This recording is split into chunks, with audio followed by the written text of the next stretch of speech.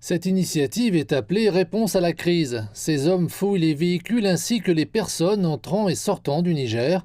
Ils font partie d'un groupe de bénévoles dans le cadre de la mission de la Brigade de vigilance et de défense patriotique.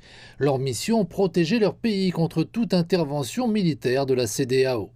La CEDEAO a en effet menacé de recourir à la force si les putschistes du Niger ne rétablissent pas le gouvernement renversé du président Mohamed Bazoum d'ici dimanche. La CEDEAO devra d'abord nous passer dessus avant d'attaquer le Niger. Nous ne sommes pas venus ici pour quelques minutes avant de nous disperser. Il est 2 heures du matin, nous sommes encore dehors en train de faire notre travail.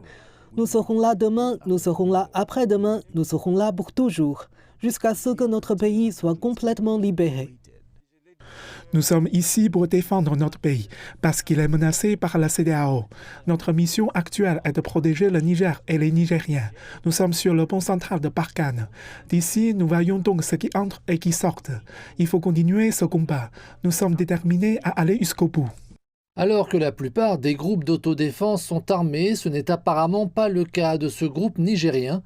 Ces opérations consistent à patrouiller dans les différents quartiers de la ville, à garder le palais présidentiel, à surveiller les routes et autres points névralgiques de la capitale de Niamey, ainsi qu'à contrôler les entrées et sorties. Ce groupe demande également à tous les Nigériens et à ceux qui se trouvent aux frontières du Nigeria et du Bénin de rester vigilants.